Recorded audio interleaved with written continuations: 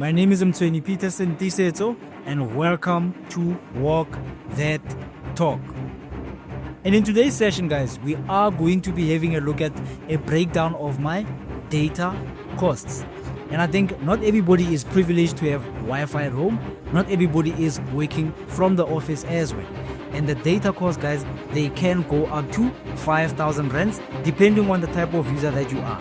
And of course, if you are using streaming services like your Netflix, Showmax, DSTV, or any other streaming services, guys, we know that requires a whole lot of data. And let's be honest, when it comes to that, also when you open up your Wi-Fi, there could be other people that are also connected to your Wi-Fi. Yes, that friend, that family member, that nosy neighbor also that you've connected once, but they always, switch it on whenever it is that you've opened up your Wi-Fi or your hotspot. Now we are going to dive deeper into my finances and have a look at how much is it that I've also spent. And I'm going to also show you guys a trend from 2020 up until 2024. Ever wondered how much you've spent on data and airtime? Now we are going to dive deeper into my financial statements as well. FNB allows you to recreate your old statements that are dating back as far as 5 years ago. So this is what I did. I logged onto my online banking. And obviously you need to remember your password and make sure that whatever it is that you're doing, no one is watching, because that is confidential information. But let's be honest, I am going to reveal all of that today. I was shocked when I had to do the numbers, and I was a little bit disappointed as well, because this is an amount of money that could have been saved and used up for something that is, very beneficial. Let's rewind to 2020. And I think we all understand that we were all under lockdown, binge watching movies, catching up on our favorite shows, that Zoom meeting, that Teams meeting with your favorite colleagues, and those interviews. And TikTok was skyrocketing at that time. And with the rise of all of these social medias, guys, let's be honest, and also took a knock on our finances and our pockets as well, because that meant that you always had to top up on your data spend. 2020, people started spending more on data than ever before. Work from home continued and video calls became the new norm, whether you are video calling your friends or you are connecting with your colleague. The rise of short videos, TikTok, Reels, and YouTube Shorts started rising, and that meant more data consumption. Mobile networks started increasing their prices, and yet, because they understood that this is something that has become a need. And also, if you understand the Maslow's hierarchy of needs, that data cost was becoming more of a need than a want. Now let's dive into it. How much is it that I've actually spent on data cost in 2020? So I am going to be reaching out to my phone so that I can be able to give you guys the numbers as well and break down why is it that I've able to spend that amount of money on data costs. Let's talk numbers. The average South African during 2020 was spending between 300 to 1,000 rand on data costs. And let's break it down. This is where all that data and airtime costs go to. Number one, social media. That includes TikTok, Facebook, Instagram, including WhatsApp as well. Number two, streaming services. You have your YouTube, Spotify, Netflix, as well as Showmax. Number three, work and productivity.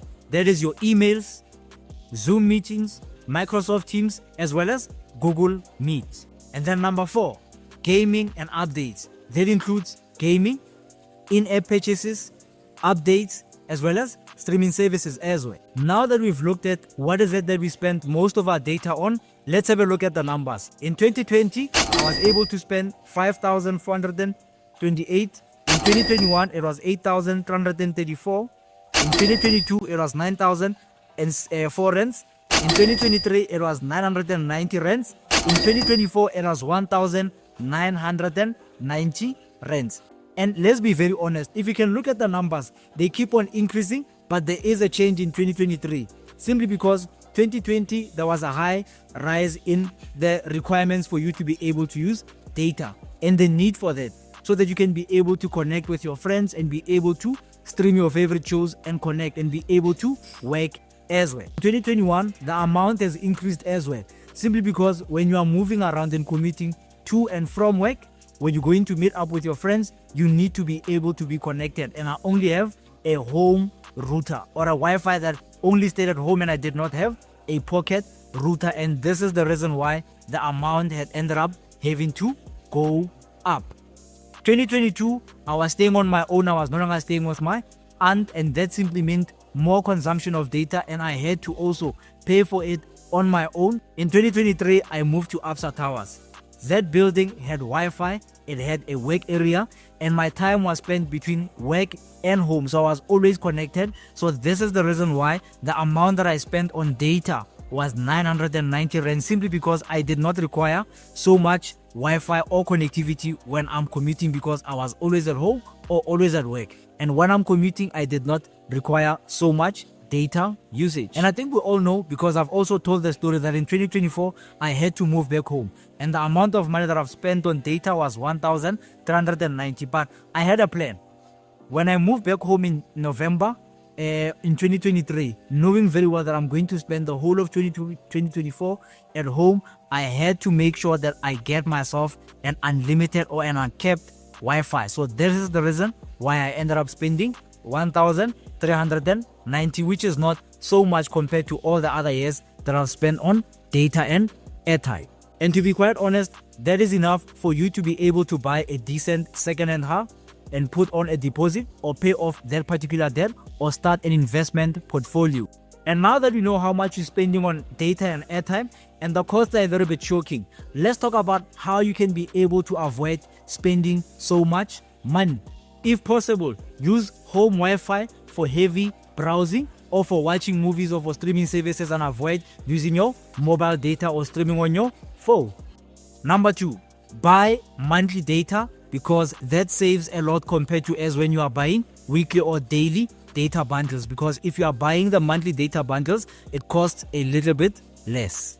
Take advantage of free Wi-Fi hotspots. Whenever it is that you are at the library, whenever it is that you are at a cafe or at work, try and be able to complete whatever it is that you need to complete, download whatever it is that you need to download. But remember guys, you should not be downloading things that you shouldn't be downloading.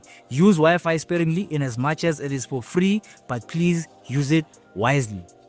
Number 4, check your phone settings so that you can be able to see which apps are consuming a whole lot of data on your phone. And I'm also going to do the same for my one as well. And I think for most of us, it is WhatsApp, it is YouTube, it is LinkedIn as well. Okay, let's go through my current period. So for Facebook, I've used 64.5 gig. For WhatsApp, I've used 56.3. And for Google Chrome, I've used 34.39 as well. And I think, let's be honest, the one that really consumes a whole lot of data, guys, it's FaceTime, it's Microsoft Teams, it's TikTok as well. So, how much have you spent on data and airtime since 2020?